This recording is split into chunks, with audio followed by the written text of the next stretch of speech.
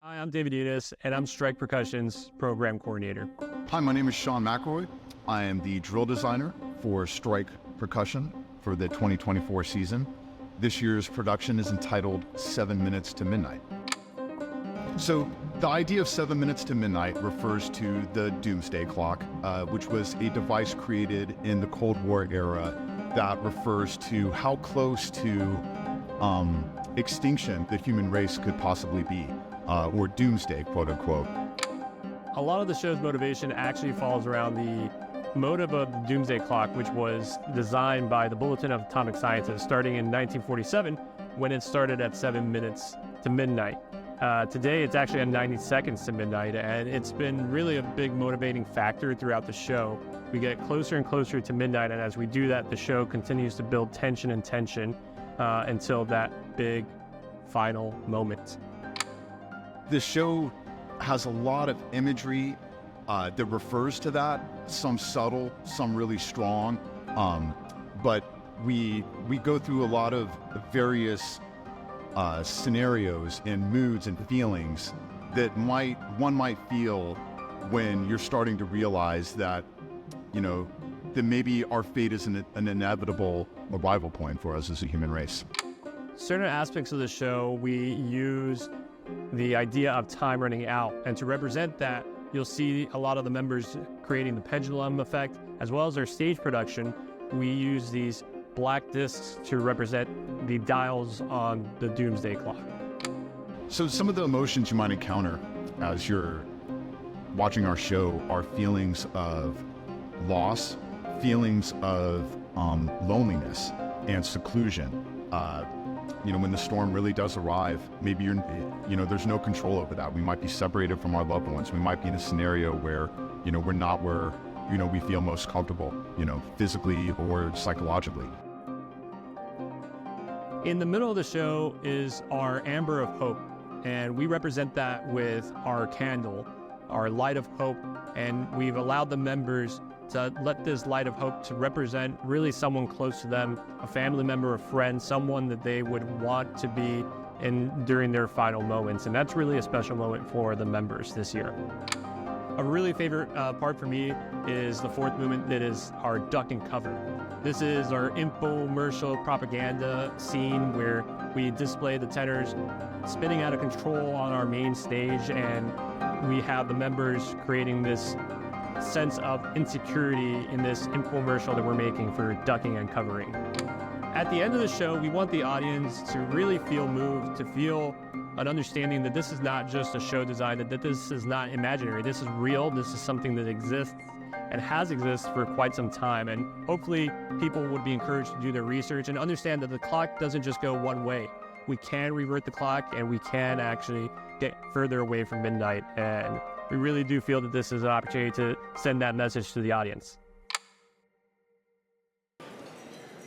Good evening. How's everybody doing? So for those of you who were busy reconnecting and couldn't catch the video, I would strongly recommend you look it up. It's by the Strike organization, and they're doing incredible work using music to reach the next generation on important issues. And frankly, we're honored and we're humbled that they chose the Doomsday Clock as a way to mix art, youth activism, and global engagement. They are inspiring in their efforts to engage people, and frankly, to see people engaging with our topics like this gives me hope for the future. I have to tell you, it is amazing to see everyone here together in one room for the first time since before the pandemic. If you're like me, that the before the pandemic is in this sort of fuzzy time in the past, but being in this room together really brings back memories of what it's like to be part of this community. And I'm sure we're all happy. I hope all of you are just as happy to be together in the same room on what for us is a very significant night for the Bulletin of the Atomic Scientists. So I'm Dave Kuhlman. It's my honor to serve as the governing board chair of the Bulletin. And to me, the Bulletin is one of the most critical institutions we have. As you unfortunately know, our world faces growing existential risks: an accelerating nuclear arms race, the changing climate, which is affecting every region differently, and new challenges brought by emerging ideas, including the rise of AI and advances in biological technologies. Now, when I got these remarks, then there was a line saying, "Please provide personal commentary on last week's election." So I'm not going to do that. Because what I realized is I can't say it better than what our CEO, Rachel Bronson, said in a note to staff on the next day. And the note reads as follows: "Dear all, I am writing to acknowledge the shock that many of us are feeling today after watching the election decisively called for Donald Trump and J.D. Vance. The Bulletin is founded on a belief that science-based expertise is critical to democratic decision-making and humanity's survival. The U.S. has just elected a president who has repeatedly denigrated that expertise and has campaigned with science deniers and science misanthropes.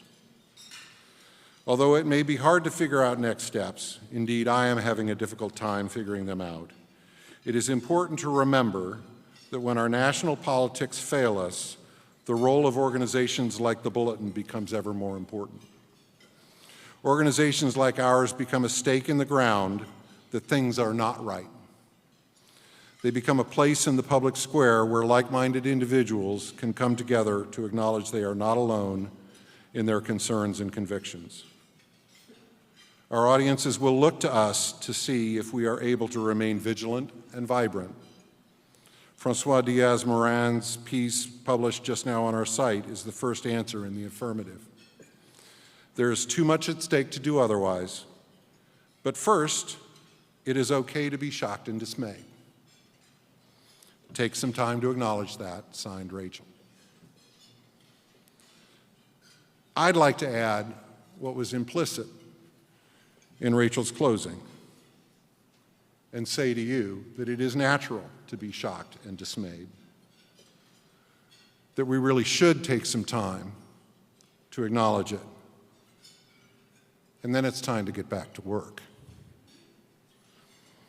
And I would add that François' piece was immediately followed by great work by Sarah Goodarzi, Matt Field, and Jessa McKenzie over the course of the next few days. A setback, an uphill climb, and the Bulletin is back to work informing and equipping our audience for this changing world. This embodies what I believe in most about the Bulletin: a firm belief that humanity can address the dangers humans create. There is a resilience, and dare I say it in a science-based organization, of faith here. A core belief that we can make our world safer, even if it is not easy. I have faith that the expertise, the commitment, and the collaborative spirit of this organization will carry us through. From the involvement of leading researchers on our Science and Security Board, pretty much all of whom are here with us tonight, through our governing board, and along with our incredible leadership team and staff, the entire team is fully dedicated to the Bulletin's mission.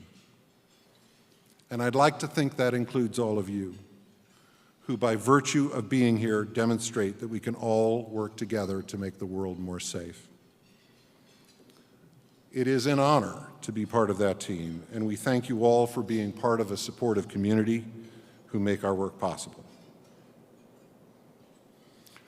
Tonight we are very fortunate to have with us David Ignatius, whom many of you have met, a longtime columnist for the Washington Post. David is one of the influential voices in foreign affairs, focusing especially on areas such as national security, international relations, and the Middle East. He also writes fiction, which you may or may not know, on some of the challenging topics he writes about for the Post. His current novel, The Phantom Orbit, addresses space as the next battlefield, something our Science and Security Board, not telling tales out of school, has been grappling with for the last several years. So in July of this year, the Washington Post published an infographic exploring what would happen if Russia detonated a nuclear bomb in space. I don't know if anybody saw it. I know I did. And I know it ran the rounds of the Bulletin, the conclusion of which, followed by David, when David tweeted out, "Boy, this is eerily similar to my book," that was kind of the moment when we said, let's see if we can get this guy to come talk to us. You know, not everyone will read the paper every day or a peer-reviewed science journal, but David's fiction plays an important role in bringing these concepts to a wider audience. For those of you who haven't read his novels, I will say on a personal basis that when I read them, they make me miss John le Carré a little less. They bring back memories of the great, just the great ones, techno-thrillers of the 80s, and there's even a dose of slow horses. So David, we're grateful that you're here with us tonight. There's another reason we gather in person tonight, and that's Rachel Bronson, the Bulletin's president and CEO, who announced in May that she is stepping down at the end of this year. Rachel has been at the helm of the Bulletin since February of 2015, where she continued the significant work of her predecessor, Kenneth Benedict. And Kenneth is here somewhere in the room.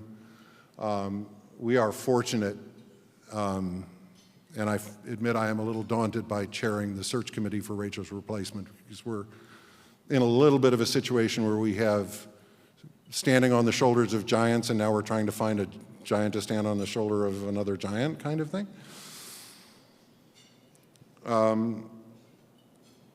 And I've lost a page. Forgive me. So Kenneth, thank you for being here and for supporting the Bulletin over all these years. Having worked alongside Rachel as board chair, I have seen firsthand her dedication to our mission and her creative leadership that has expanded our reach and added to the legacy of this nearly 80-year-old organization. Thank you, Rachel. It won't be the last time. It won't be the last time tonight, but thank you. It's been an honor.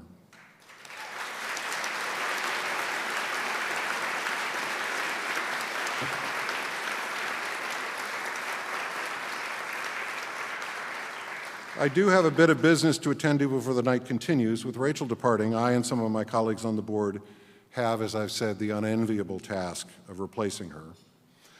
By way of an update, the search is well underway, and we are actually making good progress. We look forward to formally announcing Rachel's successor very soon, and we will ensure that her replacement continues the strong upward trajectory the Bulletin is on, along with opening new topic areas and new areas for us to expand our focus. So, returning to tonight, Conversations Before Midnight is an important event both for connecting with each other and for our fundraising for the year. We do rely on your continued support, and we are profoundly grateful for it to keep the Bulletin operating, and we want to thank each and every one of you here in the room today. Alongside those who were displayed on the screens when you were coming in, there are a number of people who supported at levels that I would like to briefly recognize.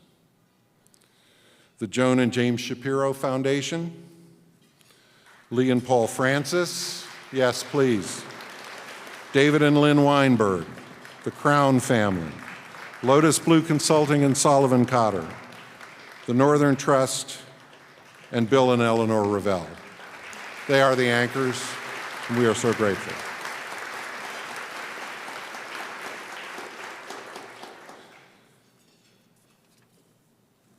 I also want to acknowledge Phil Carter. Phil, where are you? Phil Carter, who is a former board member at the Federation of American Scientists.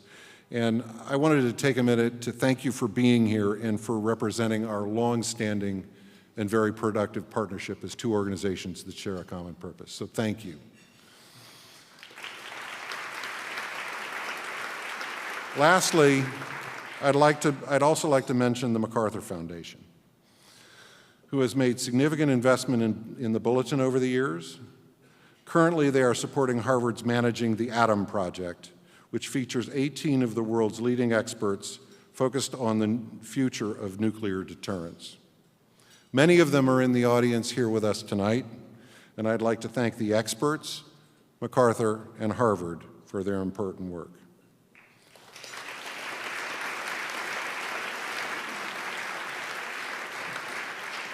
And with that update, I will now ask you to turn your attention to the screen for a brief video that is going to kind of give all of us a sense of where we've been and where we're going as an organization. So thank you and enjoy your dinner. The Bulletin of the Atomic Scientists was founded in 1945 to equip the public, policymakers, and scientists with the information needed to reduce man-made threats to our existence. The last decade, under the leadership of outgoing President Rachel Bronson, has seen the Bulletin face new challenges. In 2015, Rachel succeeded Kenneth Benedict, whose leadership brought the organization into a new era, establishing the Bulletin as an accessible online publication, engaging with a wider audience, and expanding the Doomsday Clock's official coverage of issues outside the nuclear realm. The ensuing 10 years would see major global upheavals, as well as an increasingly uncertain landscape for journalism. In the face of a daunting media landscape, the Bulletin would buck trends and flourish. In 2015, its website received 1.6 million page views. In fiscal year 2024, the organization had nearly 12 million page views. As public awareness of existential threats, old and new, increased, the Bulletin's core strengths shone. After my first year at the Bulletin, I believe the need for our organization is as great as ever, and perhaps even greater. The Bulletin's long-standing coverage of climate change gave the organization strong footing to address the worsening crisis. Contributors investigated how disinformation and artificial intelligence had become increasingly complicated factors for existential risk, harming the public's perception of science during a time in which scientists have had a crucial role in solving humanity's biggest challenges. As world leaders issued nuclear threats that echoed in headlines around the world, the Bulletin's coverage remained steadfast. The Russian invasion of Ukraine in 2022, questions about the future of New START, and the Chinese nuclear buildup raised the specter of a renewed arms race, the likes of which the world hadn't seen in decades. As tensions rose, pop culture cast its gaze on the history of nuclear weapons and the Bulletin itself. The COVID-19 pandemic brought biosecurity and the importance of strong public health programming to the forefront. The Bulletin's editorial team responded with urgent reporting, led as they always are, by the experts and by the facts. The pandemic also put a spotlight on the importance and threats of high-risk pathogen research. The Pathogens Project sought to chart out a future for such work, gathering global thought leaders at a 2023 conference in Geneva. Task Force members released a framework for tomorrow's pathogen research at the United Nations headquarters the following year. Since our founding, one of the Bulletin's key goals has been to provide a forum for scientific leaders to examine the broader implications of their research. Collaborating with the Bulletin's illustrious Science and Security Board, along with other science leaders of today and tomorrow, is a core component of the Bulletin's work. The Bulletin's work with young experts formalized into the Next Generation initiative, ensuring that new contributors have a trusted platform from which to address existential risks. The Voices of Tomorrow program flourished, inviting rising experts to submit their work on the Bulletin's key issue areas. The best of these pieces are celebrated with the Leonard M. Rieser Award at the end of each year. To provide professional development for future leaders, the Bulletin took on board and editorial fellows in fields relating to existential risk and not-for-profit journalism. The Bulletin joined gender champions in nuclear policy and organizations in solidarity, making commitments to improve equality in the Bulletin's work and operations. Engaging with the next generation of readers is just as important as engaging with the next generation of experts. The Bulletin met them where they are, online. Outreach didn't end with social media. The organization pursued exciting collaborations with outside partners, The Art Science Initiative projects like Human Nature and Amnesia Atomica spread awareness of the threats of climate change and nuclear weapons. The Turn Back the Clock exhibition at the Museum of Science and Industry invited visitors to learn more about the Bulletin and to take a deeper look at its focus areas. As global concern over existential risks increased, the Doomsday Clock continued to serve as an indicator of the world's vulnerability to catastrophe caused by man-made technologies. The announcement now goes into greater depth than ever before, sharing statements dedicated to the Bulletin's issue areas. Events and op-eds challenge a growing audience around the world to ask themselves, what time should it be, and how can we turn back the clock? The last 10 years saw the Bulletin not only survive in tough conditions, but, driven by the Bulletin's editorial team led by Editor-in-Chief John Mecklin, thrive in its mission of providing high-quality journalism for an audience concerned about a rapidly changing world. But our work is not done. The threat of a new nuclear arms race is growing. Climate change's effects are being felt more and more each day. Biosafety and security demand leadership. Advancements in artificial intelligence intersect with all issues and will shape how the Bulletin reaches its audience today and for years to come. The Bulletin stands ready to identify opportunities from around the world that ensure that science and technology are used in the service of humanity's greatest aspirations. Only by identifying the risks that stand before us and working to minimize them can we ensure a safer and healthier planet. And now, please welcome to the stage Melissa Harris, founder and CEO of M. Harris & Company and board director of the Bulletin. So effective leadership at an organization like the Bulletin requires clear direction. And ever since I became involved at the Bulletin in 2019, Rachel's ambition and direction for the Bulletin has been abundantly clear. Grow the audience. And by growing the audience, if more people are reading, clicking, and watching, that means our influence is growing. That means, dare I say, that the power of every person in this room, whether a donor, a contributor, a staff member, a board member, is growing. And let me show you what Rachel's strategy has reaped. That is the growth of the Bulletin's newsletter audience over the 10 years of her tenure, from 20,000 to 130,000.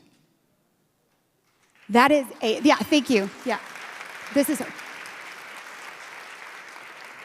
That is 550% growth. I teach at Booth, so I gotta get some numbers in here. I can't help it.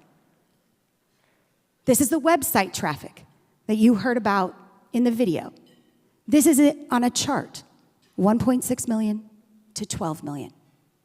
That, for those of you who, like me, maybe are slightly math challenged, is a 625% in growth in online audience. Now, I come from the media industry, and these numbers are astonishing. And let me tell you how she's done it. The Bulletin is a people business. We succeed on the strength of our ideas. And Rachel has recruited and done her very best as a small organization to retain exceptional talent at the board level, at the staff level, and at the contributor level. Right now, if Rachel has played a role in you joining or staying at the Bulletin, will you please stand? Every person in this room that she's helped recruit, would you please stand? I know it's John Pope, there you are right there. Daniel Holtz right there. Lee Francis right there. Cindy Kahn right there. Virginia Berkeley right there. Good to see you. Asha, George, Joanne Poe.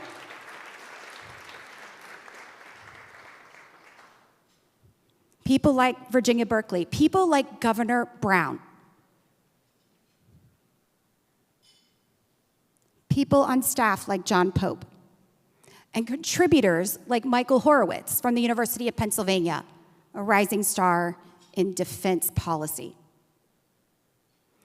She has embraced the arts and high-powered convening. I'm going to show you again. I'm not going to tell you. I'm going to show you. I don't think I ever expected a mushroom cloud in Times Square. And in terms of high-powered convening, she brought together the world's best experts on safe and secure biotech research together after the pandemic at the United Nations to help them figure out how to make our labs even safer. And the third and final ingredient, she has managed to manage all of our egos. Where is she? I'm trying to make eye contact with her on this. Where are you, Rachel? Okay, Rachel just doesn't have one board. Rachel has 3 boards. She has the board of sponsors, which over its history has been home to 40 Nobel laureates. She has the Science and Security Board, some of the most brilliant people I have seen fight in my entire life. They set the doomsday clock, hopefully tomorrow. And she has the governing board, on which I sit.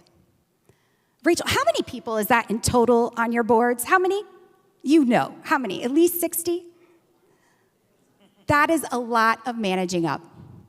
And she has done that with grit and a steely panache, but she has not done it alone. I want to recognize Dave Kuhlman, the chair of our Board of Governors.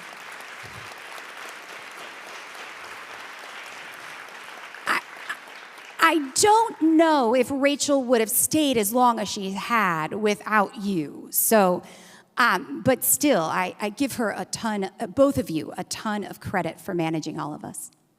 So in conclusion, I want to thank Rachel for recruiting so many of the brilliant people in this room, for embracing the arts, and for managing all of us with a steely calm at all times, right, Rachel? At all times, right?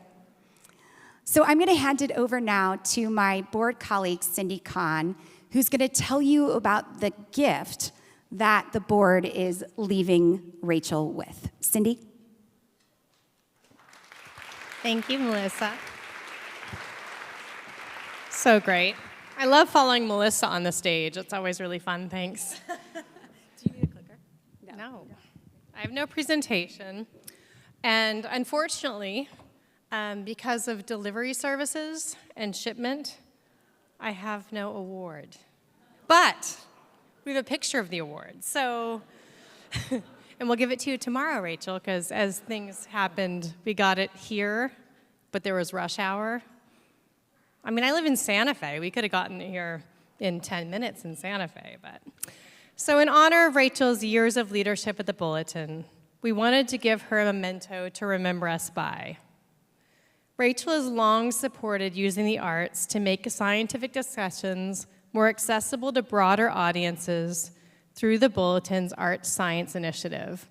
I am an art curator, and I'm on the governing board, and it has been a joy, a true joy, to work with Rachel and have somebody with such imagination and the courage to put an atomic bomb in the middle of Times Square. So thank you. We felt the original 1947 Bulletin Art Science collaboration, the Doomsday Clock, was the obvious choice for Rachel. This version, I'm supposed to be holding in my hand, but it will be in bronze, was created this year by our talented collaborators at the Rhode Island School of Design, one of the best artistic institutions in the world. Fittingly, they used a combination of new scientific approaches, such as 3D printing, and cast in a traditional medium of bronze. So what you see here is a 3D printed version of what will ultimately be in bronze for Rachel. The plaque at the bottom of this piece features a quote from an Albert Einstein speech published in 1948. Everyone is aware of their situation, but only a few act accordingly. Rachel, you are one of the few who unfailingly act accordingly. In a time when the world faced significant risks and challenges, you stepped forward and led the Bulletin, and the world is stronger for it. We thank you, and we love you. Ladies and gentlemen, please welcome to the stage Dimple Shah, President and CEO of Gamma Technologies and board member of the Bulletin of Atomic Scientists. There's what's next. This is Melissa and Cindy. A tough act to follow. This is a hard act. Good evening, everyone. What a beautiful venue, and it's just so great to see everyone together in person as opposed to being on Zoom. So today I have the dubious distinction of being between you and your dinner entree, and at the same time also have the distinct pleasure of introducing another important Bulletin focus area. The Bulletin's Next Generation initiative was created to ensure that new voices, steeped in science and public policy, have a trusted platform for which to address the world's most pressing challenges. It includes our well-regarded Voices of Tomorrow column, our editorial fellows program, and our board fellows program. And our board fellows program is really important because for any just cause that's pushed forward by a movement requires fresh perspectives from a younger generation to also then come in and amplify the urgency of now, the urgency of this moment. And I'm really delighted that this year's two board fellows, Reja Yunus and Giovanna, did I get it right? Giovanna Manfred, are in the audience with us tonight. Please stand up and let's give them a big round of applause. Let's encourage them for what they do.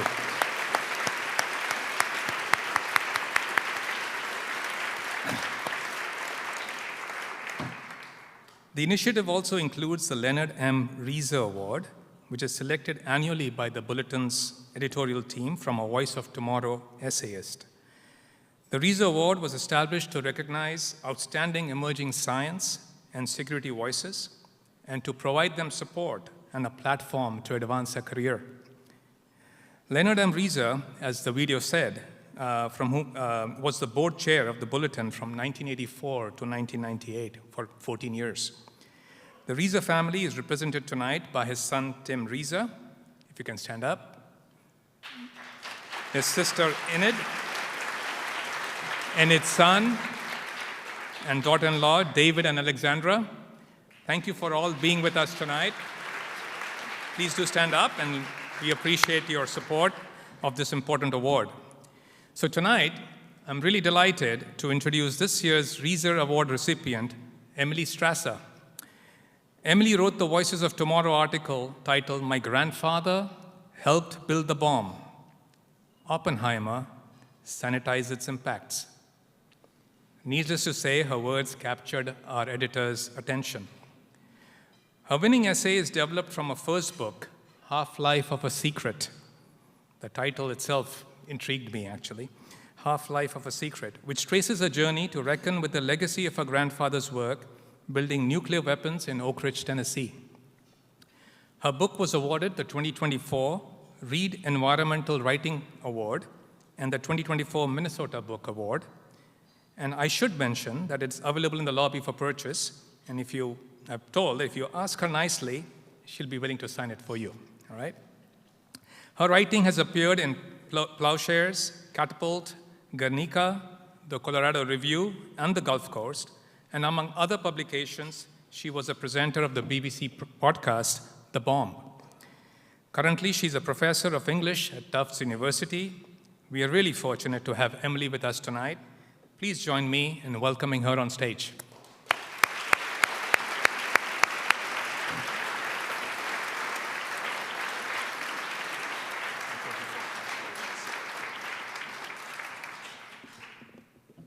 Thank you for that generous introduction, and thank you to the Bulletin and to the Rieser family for this honor. I'm here, as you heard, because last year I wrote a reflection for the Bulletin on the promises and limitations of the Oppenheimer film. I'm sure many people in this room saw it with great interest. My essay was informed by my personal connection to this history. As a granddaughter of a Manhattan Project scientist, I spent a decade researching and writing about the legacies of my grandfather's work building nuclear weapons in Oak Ridge, from World War II into the Cold War. The result of that work, my book, Half-Life of a Secret, came out last year. I focused on the impact of the security policy of compartmentalization in the nuclear weapons industry. Under this policy, each nuclear worker, from the janitor to the construction worker to the scientist, knew as little as they needed to know to complete their jobs. As we see dramatized in Oppenheimer, the policy helped prevent scientists from weighing in on the use of the bomb they built. General Leslie Groves, the military head of the Manhattan Project, liked compartmentalization. It ensured that people would, quote, stick to their knitting, he said. Compartmentalization undermined resistance and numbed conscience. The Bulletin was founded by former Manhattan Project scientists who refused to stick to their knitting. They wanted to promote transparency and public conversation about the existential threat of nuclear weapons. In these pages, experts have sought to bridge science and politics, and I'm grateful for that work. As you've heard, and as you all know, the Bulletin has always taken creative approaches. The doomsday clock is a symbol and a metaphor for our world's proximity to apocalypse. By provoking emotion and imagination, it gives the public a way of engaging with scientific and political expertise. Many of us know, and we've heard tonight, about the ways that Rachel Bronson has supported the growth of programs such as Voices of Tomorrow and the Art Science Initiative. These have created spaces for more expansive and creative conversations. I also want to thank John Mecklin for continued support of building Voices of Tomorrow and for shepherding the publication of the Bulletin.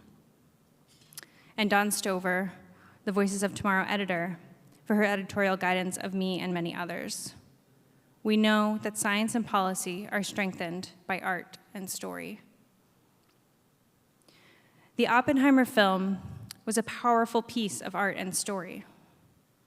One of the things the film did well was to make viewers feel the existential universal threat posed by nuclear weapons. This is an important message. We are motivated for the sake of our own survival. Mutual assured destruction is a profound lesson in interdependence. But as many pointed out, the film gave no space to the victims of the Hiroshima and Nagasaki bombings, or to others harmed by nuclear weapons production, such as indigenous peoples exposed to fallout from the Trinity test. To erase these stories is an injustice and repeats a long history of sanitizing the bomb. And sidestepping the actual historical harms of the bomb blunts the power of the film to help shape a safer and more just world. We know that these stories, survivor testimonies, have the power to move and motivate. This year, the Nobel Peace Prize was awarded to Nihon Hidankyo, the Japan Confederation of A and H bomb sufferers. The group is dedicated to sharing survivor testimonies to promote the abolition of nuclear weapons. The honor is a testament to the power of story. As the Nobel Prize Committee said, the work of atomic bomb survivors helped to establish an international norm against the nuclear weapons, known as the nuclear taboo. Stories can build empathy and connection, or they can stoke fear and hatred. Stories shape how science is used and how political decisions are made. American officials, after World War II, knew that stories were dangerous. They knew that stories of atomic bomb survivors could sway public opinion against the bomb. That's why press out of Hiroshima and Nagasaki was heavily censored. A government intent on justifying the bombings and continuing to build such weapons needed to craft alternate stories. So they said the bomb was necessary to avoid a land invasion that would have led to massive loss of life on both sides. They cited casualty estimates orders of magnitude higher than actual military projections of the time. The government told a story of revenge, an unbeatable enemy, necessary collateral. We know that stories are dangerous when books are banned, history suppressed, journalists targeted, artists censored. We know that how we tell stories of the past and present help to shape the future. Because the thing is, it isn't just technology that made a nuclear-armed world, poised at 90 seconds to midnight, possible. It was stories that said that some lives were expendable. To explode a nuclear bomb on a civilian population, a population of children and teachers and medical workers, and then to justify that attack, you have to first systematically dehumanize that population. Throughout World War II, the American press painted the Japanese as animals, as vermin, as merciless fighters, while the government rounded up and interned Japanese citizens. Dehumanizing stories enable incredible violence. Anti-Semitism leads to the Holocaust, racism justifies slavery and police brutality. History has taught us this lesson over and over again. And what I learned through a decade of studying not just the history and science of nuclear weapons, but the stories of both the victims and the builders of the nuclear bomb, is that when we devalue some lives, we devalue all. Nuclear weapons production and testing have a profound environmental cost and a profound cost to worker and public health. And now the whole world sits at 90 seconds to midnight. The Bulletin's 2024 Doomsday Clock statement cited Russia's threat of nuclear weapons against Ukraine and the threat of a wider war in the Middle East. No one is safe in a world that cheapens human life, in a world in which some lives are considered expendable collateral. We have to listen to those on the front lines. They are canaries in the coal mine. Toshiyuki Mimaki, head of Nihon Hidankyo, the group of atomic bomb survivors who received the Nobel Peace Prize, after learning of the prize in October, said, "In Gaza, bleeding children are being held by their parents. It's like in Japan 80 years ago. In Gaza, we see journalists targeted, the foreign press barred. We see the massive bombing of civilians, justified by painting all Palestinians and terrorists. And in much of mainstream Western media, we have seen civilian murder sanitized, written in the passive voice. And where does that lead? The unthinkable. We have already seen the unthinkable. Stories can enable violence or build justice. Compartmentalization tells us to stick to our knitting. It tells us that science and policy and art and history do not belong in the same space. But the stories we tell about the past matter, and so do the stories we tell about the present. We have to let the journalists do their jobs. We have to listen to the stories from the front lines. Those lives matter. And our collective survival may depend on our ability to hear them and to let them change us. Thank you.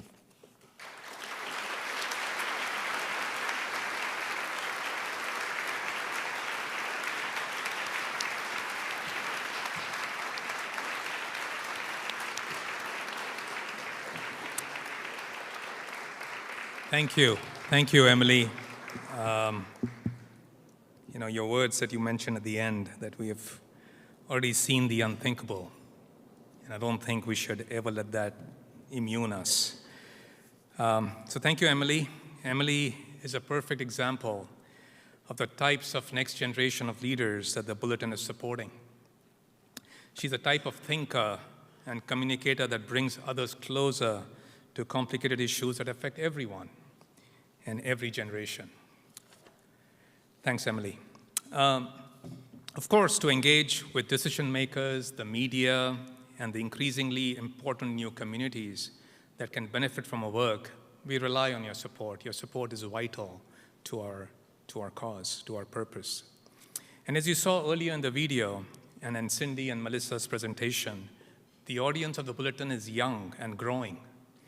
It's growing at a time when so many other organizations are struggling to connect with their community. And it's a testament to the work that Rachel and the team have done consistently over a long period of time. So thanks, Rachel. The Bulletin, fortunately, continues to be a critical pillar, from nuclear security to climate change, from biosecurity to artificial intelligence. The Bulletin is a recognized leader in sharing expert information on catastrophic risk at a global scale. No other outlet combines the reputation of our editors and deep expertise of our contributors with such a large, influential, and international audience. And in today's deteriorating political environment, our efforts are even more critical to democratic decision-making and humanity's survival. The cause could have ever been more bigger than this. We need you. We really need you as part of our efforts. And there are countless ways for you to be involved. Tonight, though, we'll focus on one very special opportunity. One board member has made a very generous $20,000 donation that will serve as a match for tonight's kickoff of our year-end annual fund campaign. And all gifts throughout our year-end campaign, up to $20,000, will be matched to provide an essential support into 2025. Your support helps us in many different ways. It helps us put our award-winning magazine in university libraries around the world. It allows us to offer internships and mentorship programs. It helps us amplify the voices of the next generation in our Voices of Tomorrow program. And most importantly, it enables us to invest in our staff who work tirelessly to keep the Bulletin relevant and thinking. The easiest way to give us is by using the QR code that's in your agendas. So feel free, or it's on the screen as well. Feel free to take out your iPhones or Android devices and turn on the cameras and scan in the QR code. But you can also give us by check to anyone at the Bulletin or even on your way out with a credit card.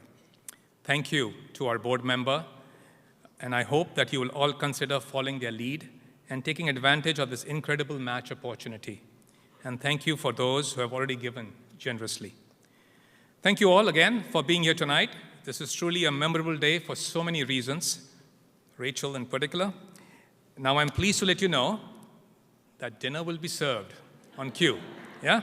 Bon appetit. Thank you.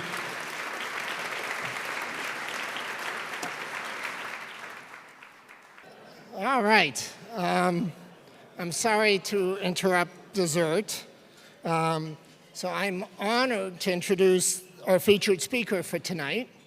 But first, with everyone else, I have to start by thanking Rachel. Rachel, I've learned so much from you, and I wouldn't have lasted 5 minutes in this organization without you. So thank you, thank you, thank you.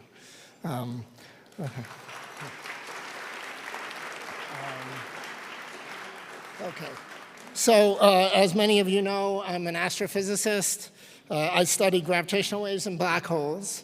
And I am going to start with a complaint. I was not told that we're allowed to have plots and graphs. Melissa, that's really unfair. This would have been so much easier if I could have just had some slides and equations, but all right. Okay, I study gravitational waves and black holes. So why should you care about gravitational waves? Well, since the dawn of humanity, the way we've learned about the universe is basically by looking up. People have looked up at the sky with their eyes or with telescopes, and that's the way we've learned about astrophysics and our place in the universe. And because of recent technological advances, we now have a new way to study the universe, and this is through listening to gravitational waves. So you're kind of hearing ripples in space-time itself. It's a completely new way, a new window on the universe, extremely powerful. Our gravitational wave detectors are the most sensitive instruments ever built. Their sensitivity is 1 part in 10 to the 21. Yeah, well, that's pretty good, right? There we go. Yeah, okay. All right. So yeah, that is inconceivable. I mean, even for physicists, 1 part in 10 to the 21, that's really a tiny, tiny number. The way that's done is through sort of cutting edge technology. We're talking lasers, optics, seismic isolation, quantum squeezing. We use supercomputers to calculate what black holes do. We have machine learning to do the data analysis. It's all state of the art. And this lets us kind of uncover the beauty of the universe. Just to give you some sense, we're trying to figure out like the age and the composition of the universe, use these detections to really learn things like that. And if you're not that impressed by that, we also are trying to figure out, and I think we have more or less figured out where gold comes from in the universe, how the universe makes the gold in all your jewelry. So that's pretty good. Yeah, okay. So these sorts of scientific discoveries can be great benefit to society. Discoveries like this have led to cell phones and the internet, advances in medicine, lots of things that have kind of improved quality of life. However, these sorts of discoveries and innovations can also introduce profound risks. And that's why I'm involved with the Bulletin. So I'm the chair of the Science and Security Board. I'm part of the group that sets the doomsday clock. We've been hard at work all day today. The work resumes tomorrow morning. Many of the members of the board are here with you, and you can probably tell by the sort of glazed look in their eyes. It's a very intense process. Setting the clock requires us not only to be experts in our areas of study, but also to stay engaged in the world. We need to be part of the dialogue around science and technology, society, policy, politics. All of this matters. Sometimes we see encouraging trends, humanity working across borders to solve problems for the greater good. But of course, there are many challenges, and the clock remains perilously close to midnight. As readers of the Bulletin are well aware, challenges include ominous nuclear developments, climate change, pandemics, mis and disinformation fueled by AI. It's a scary time. As all of this unfolds, as new governments take shape, as new technologies are developed, we need voices that can help put all of this information into context, voices that can kind of help us understand the fundamental threats. And we are lucky to have one of those voices with us here tonight. David Ignatius is a prize-winning columnist for the Washington Post and has been covering the Middle East and the CIA for nearly 4 decades. He joined the Post in 1986 and became foreign editor in 1990. He began writing his own column in 1998. And just like the Bulletin, David believes that using other forms of communication beyond just the columns is essential to reaching wider audiences. And to that end, he's written numerous novels, including The Quantum Spy and Body of Lies, which was made into a 2008 film starring Leonardo DiCaprio and Russell Crowe. His newest book, Phantom Orbit, is one that you all should have a copy of. It discusses the role of space technology in geopolitics, and as was mentioned earlier, this is an increasingly alarming topic and definitely something we talk about at the Bulletin. Yes, there are detailed descriptions of GPS system vulnerabilities in the book, and yes, the book really is a page-turner. I've found it absolutely compelling. Most importantly, the book highlights the beauty of Kepler's work. Kepler described the orbits of the planets. His insights still govern, to some extent, the orbits of black holes around each other. So, needless to say, I think it's really important that everyone read this book. Okay, with that, tonight's conversation will be led by Rachel Bronson, whose career at the Bulletin, the Council on Global Affairs, Council on Foreign Relations, provides the perfect foundation for an extremely timely and important conversation. Ladies and gentlemen, Rachel Bronson and David Ignatius. Thank you. There's so many parts of this job that are fabulous, but one of the best is suggesting people I get to speak to. So I was so thrilled when David said, like, sure, I'll come to Chicago. We were like dancing in the office. So thank you, David. We're so glad that you agreed to this. I just have to say thank you. So many people, I'll do that later, but Daniel Holtz, every time I come back from a conversation, my poor kids, I'm always like, do you want to be a physicist? And they're like, well, you know, I think I'm going to go into business. And I was like, how about gravitational waves? They're really cool. And they're like, Mom, I'm not going to be. And I was like, no, really, you should just think about it. Just go Google it. It's so fascinating. So I'm doing my best, Daniel. David, thank you for being here tonight. I love your novels. I read your column regularly. I've only read 3 of your 12 novels, but I feel like that's kind of a lot. And I'm still at it. I recommend it to everyone. And if you haven't gotten a book, grab it on your way out. And if he's still hanging around, make him sign it. So let's just dive right in. It must not be easy to write fiction and write a column, and you probably have to be somewhat careful. But let's just start on like the big picture. Why write fiction when you have the outlet of your column, and what challenges does that pose? So I want to just begin by saying I can't wait to tell my grandchildren that I visited Hogwarts. I mean, this room is incredible. And second, I have to note that during dinner, I asked Daniel Holtz, who says he's really reading my book, that if he finds a howling mistake in it, he will tell me so that I can correct it in the paperback edition and give him appropriate credit. So I started writing novels in 1987. I never had any real ambition to be a novelist, but I came across a story as a journalist that I wrote in the Wall Street Journal about how the CIA had recruited and run Yasser Arafat's chief of intelligence as an American agent for almost 10 years. And after the story came out, the person who ran that operation was killed in the Beirut embassy bombing in 1983. And I ended up learning so much about that operation that I thought, you can't write a 100,000-word, newspaper story about this. You're going to have to try to write fiction.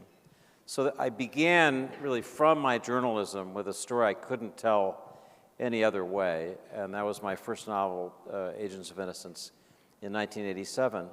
And when it came out, and it had some success. It was telling a real story, and people kind of knew that. And I thought, okay, this is a fork in the road. You really have to choose whether you're going to be a novelist, this new career that's opened up, or remain as a journalist. And I just couldn't make up my mind. I love my journalism. To be honest, I was afraid. I had young children, and I didn't think I'd make enough money. I didn't really see myself as Tom Clancy. So, people would say, okay, it's a fork, you have to make a choice. And I couldn't, and I didn't, and thank goodness I didn't, because I have continued to do both. And the idea of not having written my column for all these years, it's hard for me to imagine. Not having written the 12 novels and had a way to unpack the ideas that I write about in my journalism, in a way where you don't have to, it's not condensed into 800 words. You don't have to conclude by saying, and so, what policymakers should do is this. You can just let life be as complicated as it really is. That's been a joy. So the two just ended up feeding off of each other, Rachel. It's sort of, like a lean-to. Each ended up supporting the other, not being at war. And I just told my publisher I'd write 2 more. So, more coming. Yay. I read Agents of Innocence. That was the first one I read. It was fantastic. Read them all. They're fantastic. So let me. I want to get to space because that's what Phantom Orbit is about. But before we get there, picking up on this and what you just said, I heard you speak at Aspen this summer, And Ernie Moniz, the former Secretary of Energy, was there. And he asked you how you could get such technical details correct. To your point of asking Daniel about howlers, that when Ernie Moniz asks somebody how they get the details correct, your ears perk up because he's asking something really serious. So how do you have this broad network of contacts, and how do you use that to make your fiction so good, but how do you not compromise those relationships for when you need them for your columns? Like, how do you navigate the fiction and nonfiction part of that? So in conversations with sources in the intelligence world, I will sometimes say, I'm asking this question as a novelist. This won't end up in my journalism. And I try to keep to that. I've been doing this a long time. I first started writing about the CIA in 1978. If people have heard the name James Jesus Angleton, the legendary chief of counterintelligence, as a young man of 29, I used to go to lunch with him, just brash kids. So I'm doing this a long time. I try to keep faith with people. Although I'm drawing on real intelligence operations, the things people tell me, I always say to people, if you think you're reading a recipe for how to bake a cake, you're going to end up with a mud pie, because there's just so much junk that's thrown in by me as a novelist that I don't really worry about giving away the store. When I start work on a book, I'll take the most recent one as an example. I was one of the people who thought it made sense to create a space force.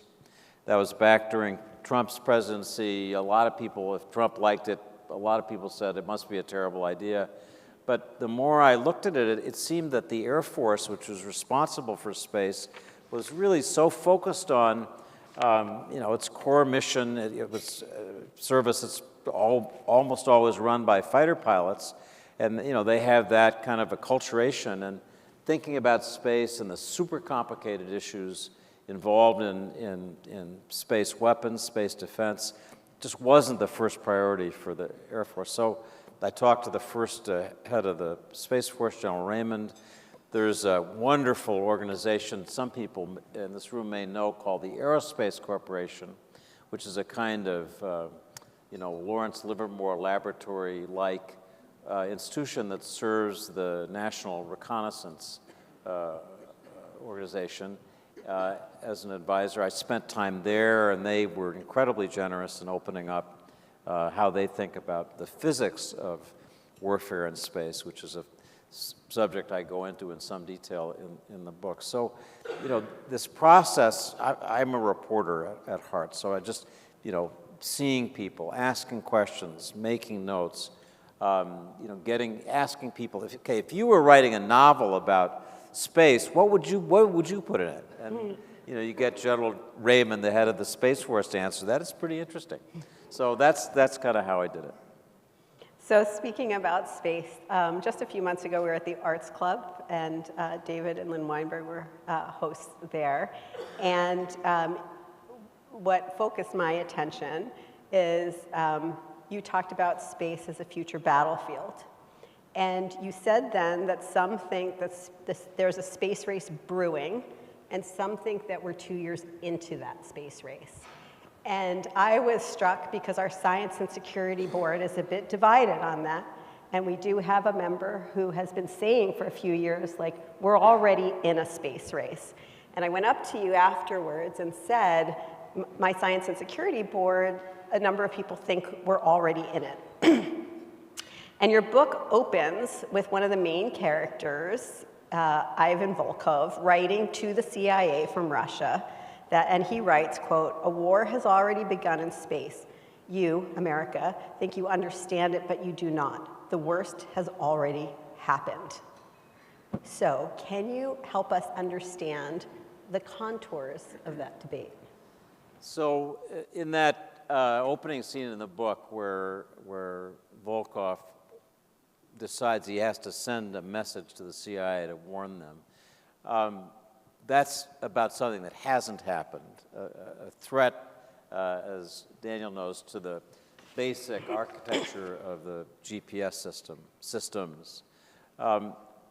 What I meant when I said that I think the first space war has begun is that in the Ukraine war, I've visited Ukraine now 5 times since the war began. And on 2 of those visits, I've embedded with Palantir, which is a company that's done more to help the Ukrainian military operate against this overwhelming Russian adversary than maybe any other company. And sitting with Palantir and the Ukrainian military, I've looked at a computer screen where the Ukrainians can dial down from the commercial satellite coverage that's available, optical imagery, thermal imagery, synthetic aperture radar imagery, go down the list. Everything that used to be the super secret government agency product is now commercially available and can be purchased and is being purchased. And if Ukraine says, there are only 12 orbits that we bought over Kherson or Bakhmut in the next 24 hours, and we need more, they can add, and you can literally watch all the different commercial orbits that will be available to them on this dashboard. And the reason that the Ukrainians can communicate with their troops in the front line and fire missiles, other munitions at the Russians is thanks to Elon Musk's Starlink satellites. If they didn't have those, they couldn't communicate. The Russians, as the war started, tried to jam the systems. They failed in the initial effort, but for Starlink, I think they would have succeeded. So Ukraine depends on this commercial small satellite revolution, the 3,000 plus satellites that Musk has up, the many other satellites that other companies have. And the Russians know it. And in the first year of the war, people didn't notice this, but a Russian diplomat said at the UN, we regard these commercial low Earth orbit satellites as military targets if they supply military information to our adversaries. It was a chilling warning that they were seeing this as a zone of conflict in this war they were fighting with increasing intensity.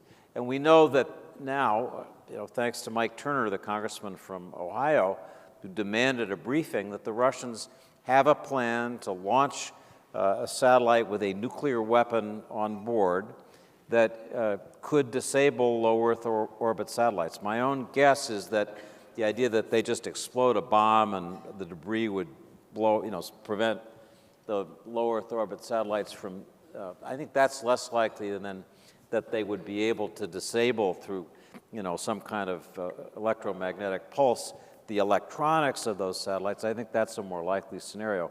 But the point is, for Ukraine and Russia, space is an absolutely crucial part of this war. And it just concerns me because I think without realizing it, we have entered a new era of warfare. It's super dangerous, and it's also so classified in the United States, we don't know really anything about what the weapons that we're developing to combat what our adversaries are doing. So one more question related to Phantom Orbit, then we're going to go to the election. Then if there's time, we're going to do a round robin around the world. We will have time for a couple questions from the audience, so please start thinking about your questions. The last one on this, I was going to ask you about Russia, but because your novel it's about the US, the CIA, Russia, and China, I was struck, we were talking in our meeting today, and someone brought up that the head of the Space Force has talked about China's mind-boggling activities in space. Can you talk a little bit, you just talked a little bit about what's China up to?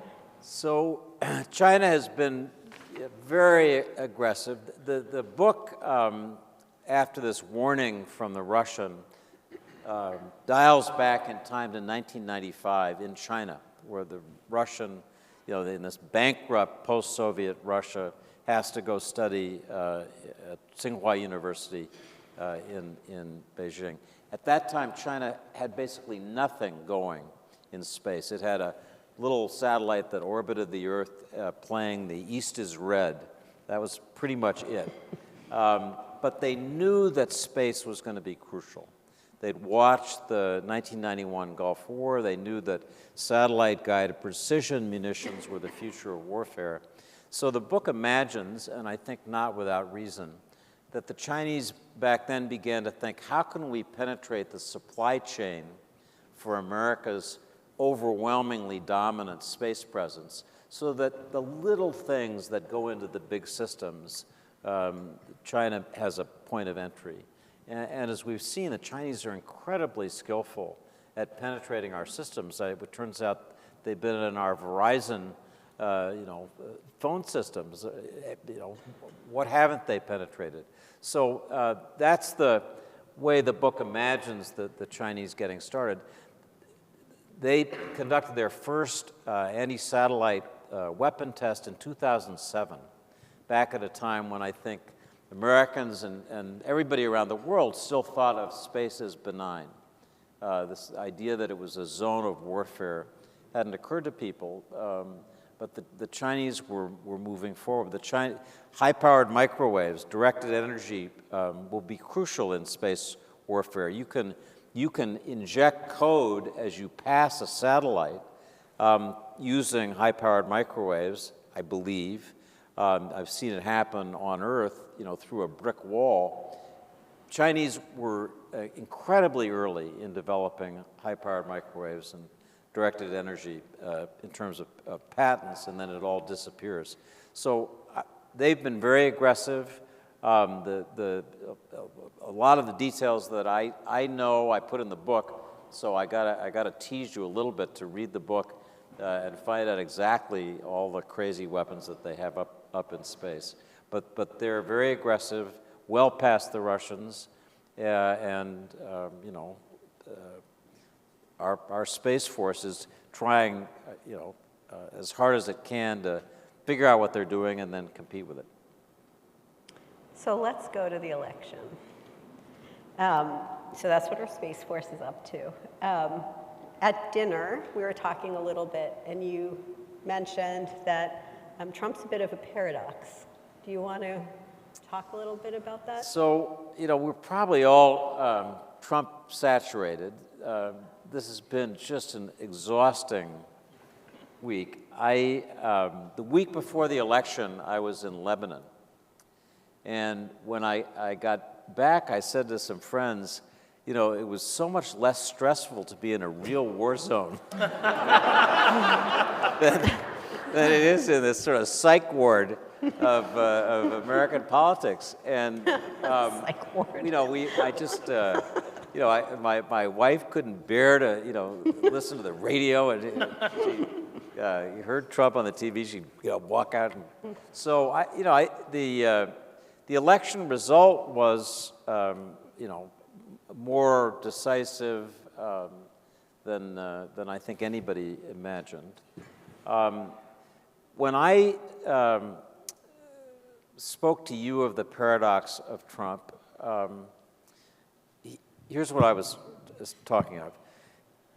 Obviously, Trump is a tremendously worrisome individual. All of his bad personal qualities we watched for 4 years when he was president. There's nothing about him that, in a sense, that we don't know about his threats, the danger he poses to my profession, to the First Amendment, the danger he poses to the efforts to deal with climate change. I mean, go down the list, all the things that he is threatening to do, the mass deportations. I mean, we all have seen it, thought about it, anguished about it. But one interesting thing about his campaign is that he was, in many ways, the anti-war candidate. again and again, he would say, there are too many wars in the world. When I become president, I'm going to solve the Ukraine war, before I even get elected. He apparently called Netanyahu last summer and said, I want the Gaza war over by the time I take office. I don't want, there are too many wars. He would repeatedly say, the world is blowing up. If you look at his record in talking about nuclear weapons, surprisingly, going back 15 years in what I was able to look at, he has been warning of the danger of nuclear weapons. It's strange. You think of Trump as this, ultimate, reckless actor, but he's actually been worried about nuclear weapons, proliferation, nuclear war. That's his standard line about Ukraine. This is going to be World War III. We have to stop this. This is so. I think that was part of his appeal to a country that is tired of war. In America, after Iraq and Afghanistan, people pretty much have had it with foreign wars. There's been support for Ukraine, but it's reluctant, and certainly among Trump voters. So I think that's, when I say the paradox, it's that this reckless, dangerous man also says, there are too many wars and I'm going to try to settle them. The challenge that I wrote about in a column a couple days ago is, let's take him at his word. He's right, there are too many wars. That's true. So how can they be settled without the U.S. compromising its values, its allies, making concessionary deals to, I think Putin is the most ruthless and dangerous character on the world stage. How do you settle the Ukraine war in a fair way so that Putin doesn't end up the winner? So that's the way I'd look at it. The idea that Trump is just a warmonger, just a reckless, when you set the clock, I'll be very curious how you factor in that part of Trump, the Trump that says there are too many wars and I'm going to end them, because that's part of what got him elected, I suspect. So, excuse me, let's stay on that. Actually, let's begin our kind of tour around the world, and that actually segues into, kind of thinking about the Middle East, something you've thought a lot about, and I've been reading a lot about it too. And in the Middle East, there's a lot of support for Trump. We know that. We know it's a region many are comfortable with autocratic tendencies.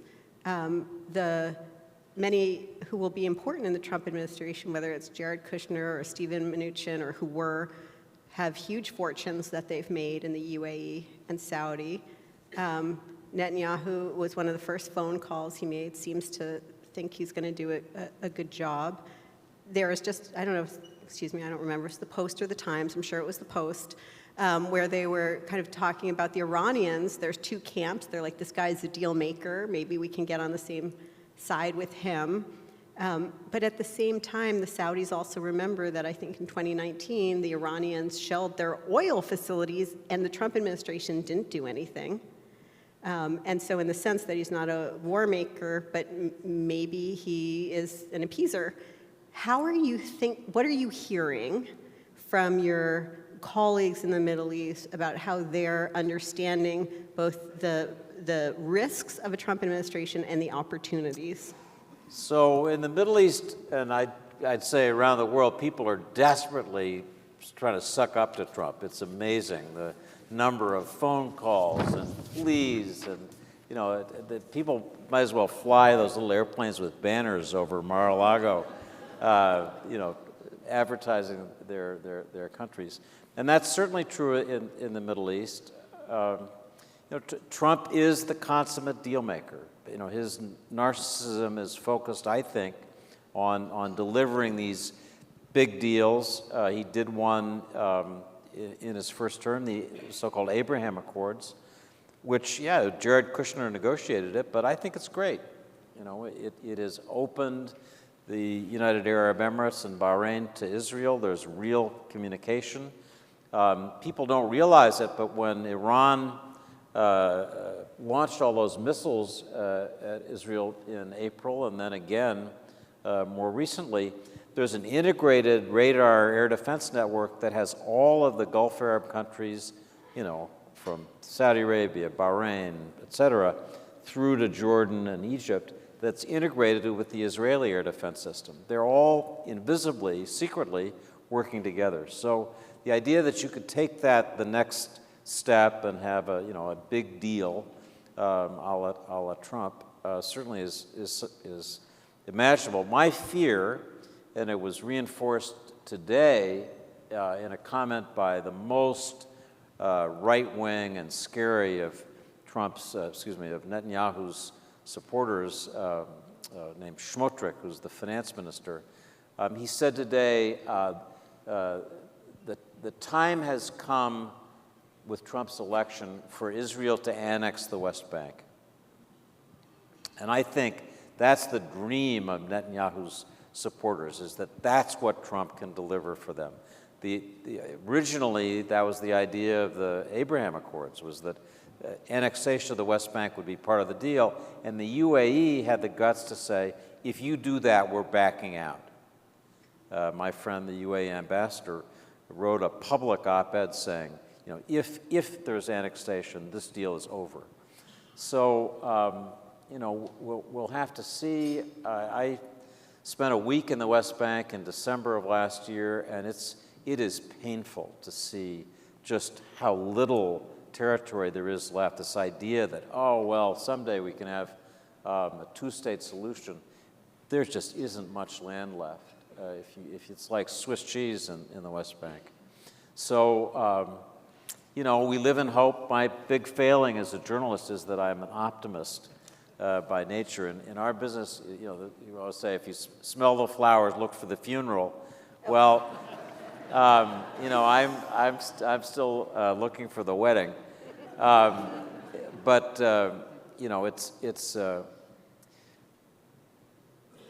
Trump is such an unpredictable person. There is a part of him that wants to make deals that, in the end, we'd say were a good thing. Part of the reason I want to stay in my business for a while longer is to try to keep these characters honest. To say one final thing, the people that Trump seems to have selected for his key positions are less crazy than some of the other people that he could have selected. That's not all that reassuring, but Mike Waltz is was super competent former special operations officer, was part of a bipartisan group of Iraq and Afghanistan veterans called With Honor, one of the best things that was going in Congress. He's worked cooperatively with Democrats since he got there. He's become more conservative, much more hawkish on China, but he's not a nut. Marco Rubio used to be the most strident critic of Trump, and then he has been kissing the ring now for a few years, but he has been a very responsible co-chairman or ranking member of the Senate Intelligence Committee, works closely with Mark Warner. So, those are two key people. His chief of staff, Susie Wiles, seems to be on the sane side. The guy that they just selected today as head of the CIA, again, in the field of possible candidates, is one of the less dangerous. So, these are very hawkish people, except toward Russia. They share Trump's desire to make some deal with Russia to end the Ukraine war. This set of people, list of names is bad for Ukraine, bad for China. They're all stridently anti-China. Probably bad for Europe. Certainly good for Israel, and certainly good for Russia. So that'd be my list of who won and who lost over the last couple of days. Oh, it was going so optimistically, and that you concluded it really shockingly in a scary way. We have time probably for 2 questions. So I have one question there, brief one, and a second question. I'm going to give one to the MacArthur table. We've got great people thinking about deterrence. So think of your deterrence question, because the second question is going to come back there. Go ahead, please, sir. What can you tell us? Grab the mic so the room can hear, please. Thank you. What can you tell us about the attitude within the CIA, particularly with respect to human intelligence, about a president who has a casual relationship with security? Mm-hmm. Good question. I'm talking about how does the CIA feel about this? Thank you. So I've talked to a number of recently retired officers in the last couple of weeks who are in touch with their colleagues, and there's high anxiety. They ask people to risk their lives on the promise that their identities, their secrets will be, absolutely controlled. And Trump obviously reduces that. He has the ability to demand access to everything. He's commander-in-chief. So I think there's a lot of concern. What I find more worrying is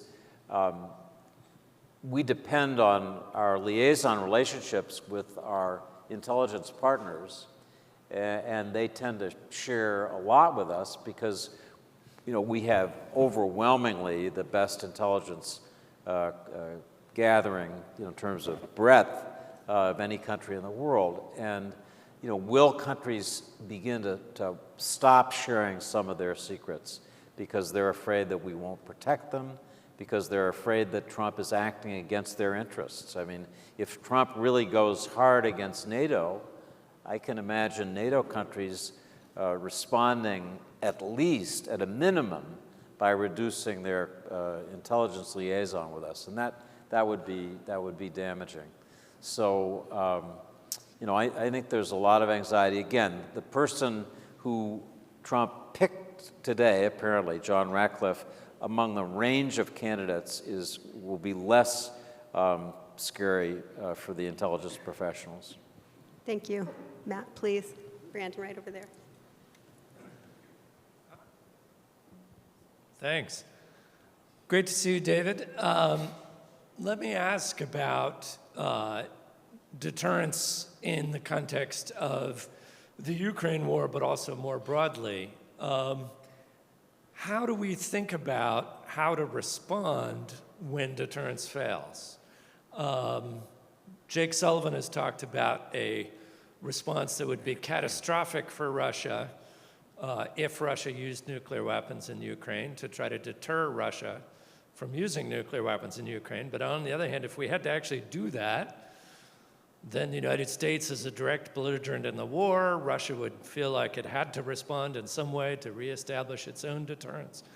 So if you could give us some insight into how people in the government are thinking about how do you actually respond when your deterrent threat hasn't worked and an adversary does one of the things you were trying to deter them from doing? It's a great question, and it's one that is haunting. There's an argument that we have been self-deterring, that every time Putin threatens to use tactical nuclear weapons, we hold back from what we might otherwise do to help our really valiant allies who, the last time I was in Ukraine a couple months ago, I wrote that they're bleeding out. I mean, they are losing a whole generation of their best soldiers and officers. They can't continue this war for too much longer. So, I find this conundrum just deeply troubling. In the fall of 2022, Jake Sullivan was told by intelligence analysts that there was a 50-50 chance that Russia would use tactical nuclear weapons as its lines were collapsing in Kharkiv and in Kherson, that they were so close to the edge that that was the intelligence analyst decision, that the U.S. Immediately began contacting them. Mark Milley called General Gerasimov, his counterpart. Austin did the same thing. Jake did the same thing. There was sort of intense discussion. And Bill Burns, I'm told, warned his counterpart, if you do this, here's what the consequences will be. And it would be devastating. It would be conventional, but devastating. So, we've been on that balance. I think this has been the most dangerous time,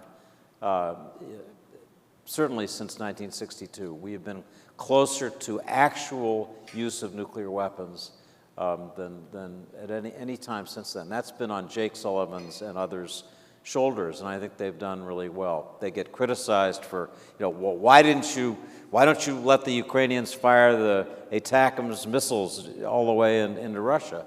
The answer is because they're worried about Russian escalation that would take us into this zone of possible use of nuclear weapons. And I think it's right for the president to do what he can, everything he can, to avoid that. But you'd have to say, in simple answer to your question, that our efforts to deter Russia have failed.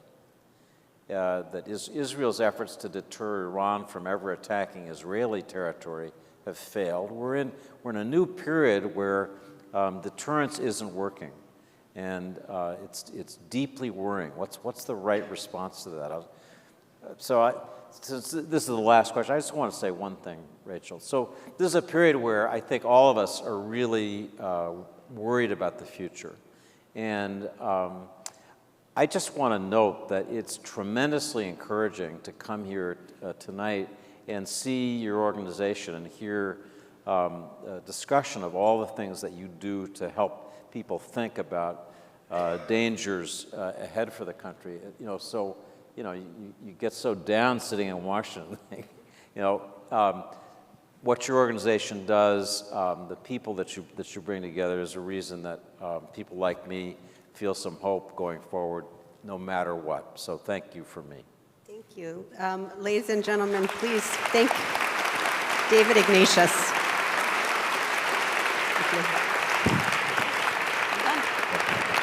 And now, please turn your attention to the screens for a brief message from former Governor of California, Jerry Brown. Good evening. I'm sorry I can't be with you tonight, but I'm there in spirit. I'm there for a great cause, the cause of the Bulletin of Atomic Scientists, a publication that started back with Oppenheimer and Einstein because of the dropping of the atom bomb. But today we face far greater threats than a couple of atom bombs. We face artificial intelligence combining with biological threats of unknown dimension, but possibly massive pandemic. We face climate change, inexorable, and every year the planet getting hotter. We face 9 countries that possess nuclear weapons, all of which are adding to their nuclear arsenals. And they're doing it in the context of greater hostility, greater rivalry.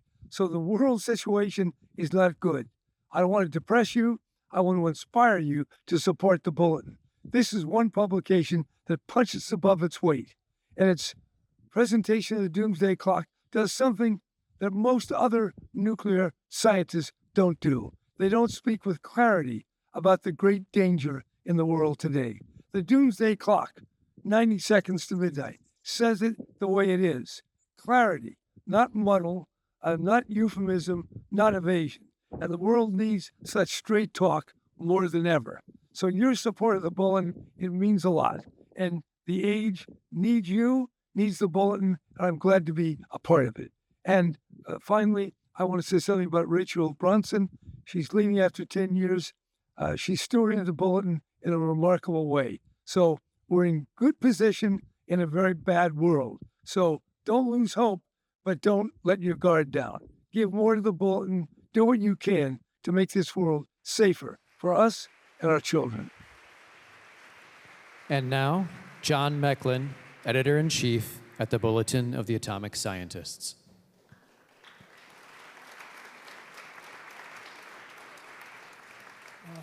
Hello, everybody. It's so wonderful to see so many old friends here. It really is. I'm just so thankful you all came. And, I'm going to tell you at first here a little bit of a good news story. You've heard all these bad things here.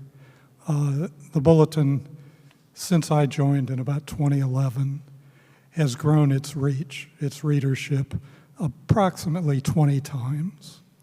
And that has been done through all sorts of ways.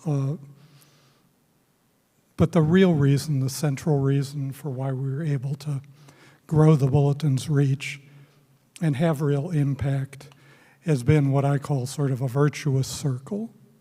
We were able to get more readers by scrambling and working real hard, and then Kinnett at first when I started, but Rachel after that was able to use that increased reach to bring in more money. The more money was used to hire more people in all of the departments of the Bulletin. And this cycle is kind of attributable to Rachel. I was trying to figure out how to really get at how much she has meant to the organization. When she came in, I guess I had 2 or 3 editors. Now we have 8 total editors, and she's done that with all the departments of the Bulletin. And in a way that's very collaborative. We've grown as a partnership.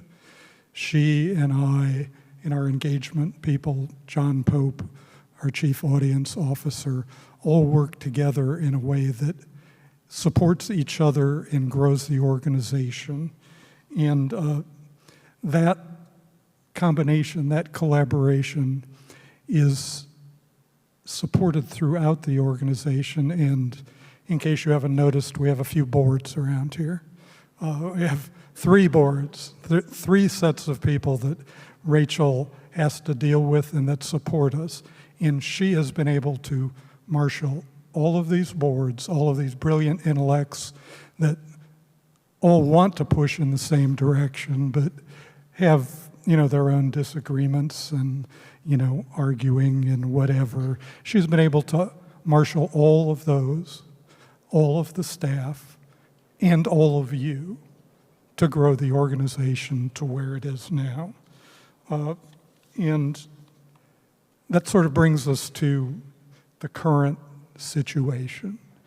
There's a lot of hand-wringing right now because of the election. A lot of, sort of, oh, woe is us. What are we going to do? From my point of view, the Bulletin was not created to deal with wise, brilliant leaders. When the Bulletin was created in 1945, we were dealing with Stalin and, Mao Zedong. And, it's not much of a secret that a lot of people didn't think Harry Truman was all that bright either. So the Bulletin has always had a viewpoint of we're going to explain the problem, we're going to offer solutions, expecting that leaders will be fallible, expecting that they won't necessarily be angels. And I think that that is the situation we're in now. And I think we're incredibly well positioned to deal with as dangerous a situation as has ever been. We have the people in place. Yes, Rachel's leaving, and it's a real blow. I won't, sugarcoat that, but we have an organization that is just primed to grow, to present the dangers to the world, to have real impact, and to reduce the danger. We are really set up to do that, and all that's needed is, well, I'm an editor, money, but, your support.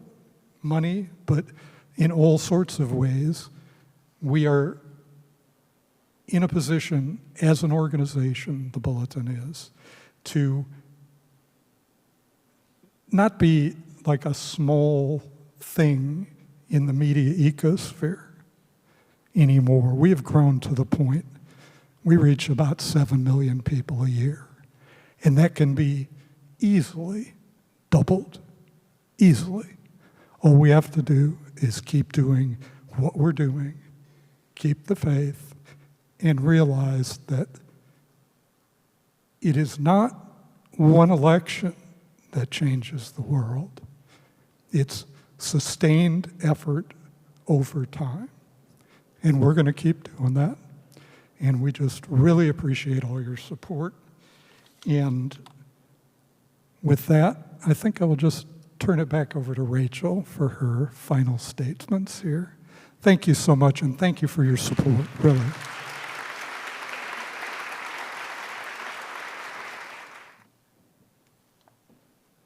I promise I'm the last speaker tonight. Thank you all for your patience. Thank you, John, for those remarks, and thank you to everyone who's come before me tonight. In March of 2015, 1 month after I began at the Bulletin, The Economist magazine, which I still back then received in physical hard copy, sailed through my mail slot and landed with a thump. My younger daughter, Sarah, who was 9 at the time, read out the headline, you can go Google it, "The New Nuclear Age," and asked, as only Sarah would, "Mom, is that good for you?" In parenting school, they don't really tell you how to answer that one. So I answered her as best as I could, that it was certainly bad for the world, but yeah, it's probably good for the Bulletin. Weapons were developing very quickly, as were other technologies that would both help and hurt us. And the world would need a place where the best minds in the world would come together to try to slow things down and keep us all safe. That was some message to give to a 9-year-old. But this is exactly what the Bulletin was meant to do. We want people, when they're scared, to turn to us. We don't want them to be scared. But if they are, we want them to turn to us and not some of the other crazies out there. But it wasn't a great headline. Still, I've returned to that conversation time and time again, as it's held the seeds of what has driven my work and our work over the past 10 years, if not longer. We have steadily moved the hands of the doomsday clock closer and closer to midnight, from 3 minutes to 2.5 to 2 to where it stands now at 90 seconds. And 10 years ago, many questioned whether we had set the time too close to midnight and whether we were being a bit alarmist. Few people question that setting today. They worry about our real estate on the clock, but they don't question the setting. Nearly 80 years ago, the Bulletin began as an emergency action. Scientists wanted to engage the public and political leaders on the unprecedented threats that they faced. They believed that in a democratic society, widely shared, fact-based scientific analysis could create better policy. But it's never been that easy. We've gone through the Red Scare era blacklisting of outspoken scientists like J. Robert Oppenheimer. We've seen the sidelining of climate change research. Most recently, we've watched the shocking targeting of Anthony Fauci. And unfortunately, I believe a new chapter is about to begin. But also, I believe that even within this fractured and distracting information ecosystem in which we all reside, the Bulletin has the opportunity to become the most trusted, sought after, fact-based outlet for addressing catastrophic risk, something that will be needed to an even greater extent in the years to come. You have seen the numbers provided in the opening video, and you saw them in what Melissa presented and what John talked about just now about our growing audience. We have moved from a time when we need to try to convince people that the science and technologies requires new guardrails. At this moment, our audience knows this to be true, and they're looking for trusted resources for how to make this happen. They are looking for scientists and experts to offer a responsible solution. In other words, they're looking for the Bulletin. And when we're able to find these audiences on the platforms where they get their news, on the topics they care about, at the moment that they're most interested, we connect and build often long-standing relationships. And it's that magical combination of the most expert voices connecting to the largest international audience that makes the Bulletin the unique and special organization that it is. No other outlet, as Dimple was saying, combines the reputation of our editors and the deep expertise of our contributors with such a large and influential international audience. Half of our audience comes from outside the United States, and nearly half is younger than 35. I am proud to have served as its leader for the past 10 years. As you all by now know, I am soon stepping down as president and CEO. It has truly been an honor of a lifetime to lead this small but mighty organization. In my position, I can still somehow feel the presence of Albert Einstein and Leo Szilard and Hans Bethe and Ruth Adams and Eugene Rabinowitz and Leonard Rieser and Leon Lederman and so many other scientists and civic thought leaders who infuse the work of our organization. Many of my colleagues on staff are here tonight, my table back there, and we feel the ambition of our predecessors on a daily basis and seek to emulate it. I get to work with their natural inheritors, and legendary scientists and experts, and many who are in the room today. My fabulous colleagues, John Mecklin, John Pope, and others in this room, and many have become before, try regularly to achieve the high standards and expectations set out by our founders. And we also think about what it means to be a communication vehicle for catastrophic risk in the 21st century. In the 20th century, these scientists turned a 6-page black and white bulletin, and they turned it into a magazine. It's the weirdest founding story of scientists deciding they were going to create a magazine, and it explains some of our irrationalities today. But today, those same scientists would be involved without question in not only nuclear issues, but climate ones and biological ones and ones of artificial intelligence, the issues that the Bulletin focuses on today. They were wired to care about catastrophic risk, and they were determined to engage with citizens worldwide.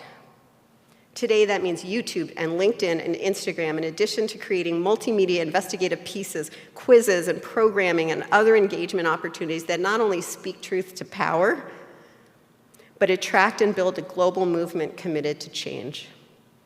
We at the Bulletin are at the forefront of redefining what it means to do this, and your support has enabled us to do it. After 10 years, something in my gut tells me that it's time for someone else to take the reins. I have helped steer this organization through societal change and tumult, including COVID-19, rising identity politics, quiet quitting, climate disasters, the new nuclear arms race, accelerated AI developments, dramatic layoffs in journalism, mis and disinformation, and the first and soon-to-be second Trump administration that denigrates experts and expertise, the very currency of the Bulletin. We have come through strong. We have won awards. We've been cited in the highest chambers of power. But it's time for new ideas with ties to new communities to further enlarge our ever-broadening base and strengthen our policy impact.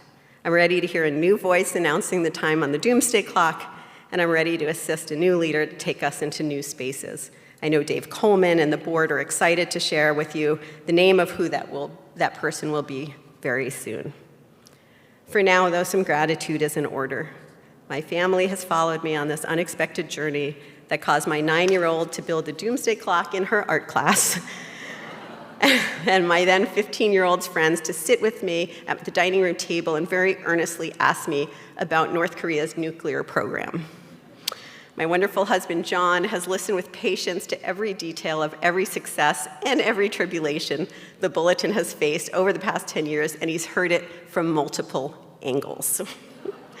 Thank you to all 3 of them and to my parents who are sitting right over there.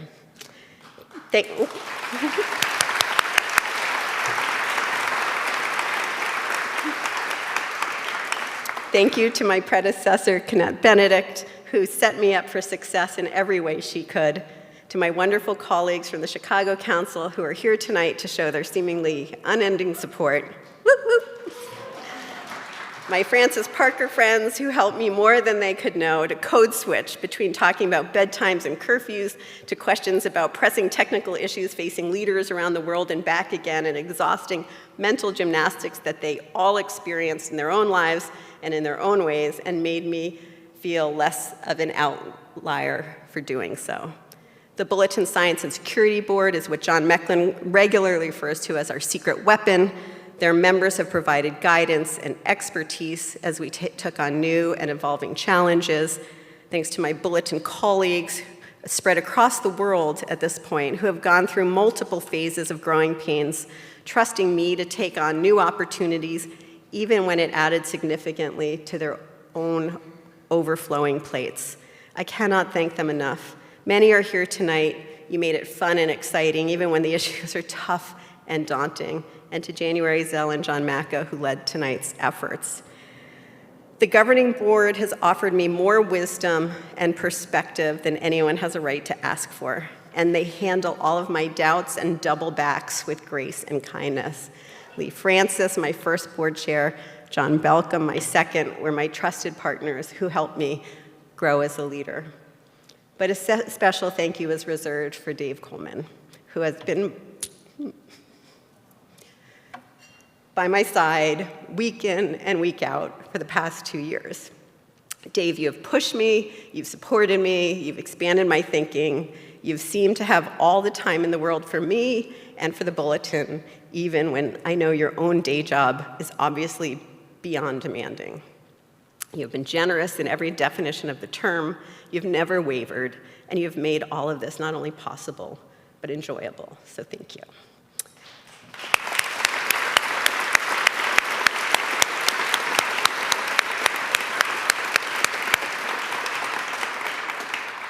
And those who said aw when I choked up were not helping. And finally, to all of you in this room, the Bulletin is a not-for-profit organization. We can only do what supporters like you invest in. Thank you for helping us grow significantly these past 10 years. Your job isn't done. Our job isn't done. We must stay vigilant and resilient. Please stay at it. Please stay with us. Even if I'm not leading this organization, you can bet John and I are supporting it. I hope you'll continue to follow that lead, and the issues are too important not to. So with that, let's commit to move forward together in any and all ways that we know how.